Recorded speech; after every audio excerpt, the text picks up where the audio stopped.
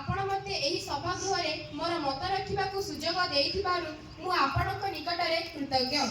वर्तमान मु मोर मंत्रिमंडलर परिचय प्रदान करुछि।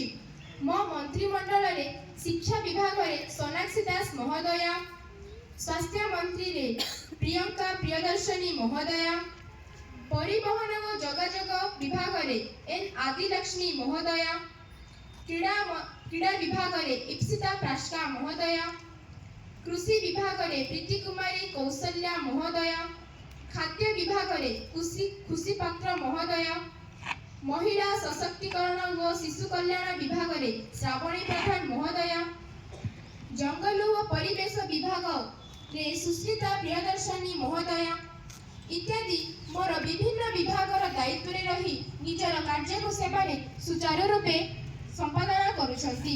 महोदया, आम शासन कार्यकाल 2 वर्ष पूरी सारी इतिमध्ये अनेक जनहितकर कार्य आम सरकार तरफ हाथ को निया जाइछि।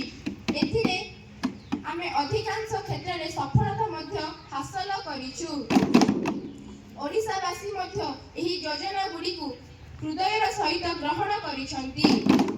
तथापि योजना गुडी करे अधिक उन्नति आनिबा पई आमे आपणकर सुचिंतित गठनमूलक मतामत आशा करुछु।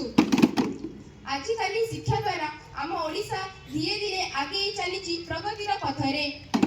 अच्छा, एही शिक्षा द्वारा आम ओडिशार कौन कौन सब उन्नति होईछि ताहा आमे एही पवित्र गृहरे आज निश्चय जानिबा।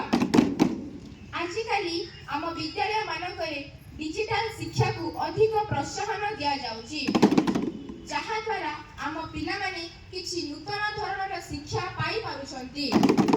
पिला मानकु डिजिटल शिक्षा द्वारा संयुक्त करी रखा जाउछि एवं सेमानकु एआई जता आर्टिफिशियल इंटेलिजेंस पैनल बोर्ड द्वारा मध्य शिक्षा दान करा जाउछि, जहा कि सरकारकर शिक्षा क्षेत्र में यह एक अभिनव पदक्षेप। आम विद्यालय रे नूतन तालीम प्राप्त शिक्षक और शिक्षयित्री योगदान छात्र छात्री मानक निमंते एक वरदान सदृश। पिला मानकु छोट बेलु ही विज्ञान शिक्षा प्रति आकृष्ट करा जाउछि, जहा द्वारा कि सेमाने अंधविश्वास ठारू दूरे रही वैज्ञानिक मनोभाव पोषण करिवे एवं गोटिए गोटिए बाल वैज्ञानिक रूपे परिगणित हेबे। भविष्य में आमे आहुरी नुआ नुआ ज्ञान कौशल प्रयोग करी शिक्षा क्षेत्र को सुदृढ़ करिबु। धन्यवाद। वर्तमान मु विरोधी दल नेता रायगढ़ नेता को अनुरोध करिछि से तांकर वक्तव्य रखिबे। मान्यवर बाचस्पति महोदय, आपण मते मोर मत रखिबार सुजोग दैथिबारु मु आपणक निकटरे अशेष अशेष धन्यवाद। महोदय, आमर शिक्षा संबंधी किछि प्रश्न रहिछि, जहार उत्तर आमे आपणक माध्यम रे मान्यवर शिक्षा मंत्री को ठारू आशा करूछु। वर्तमान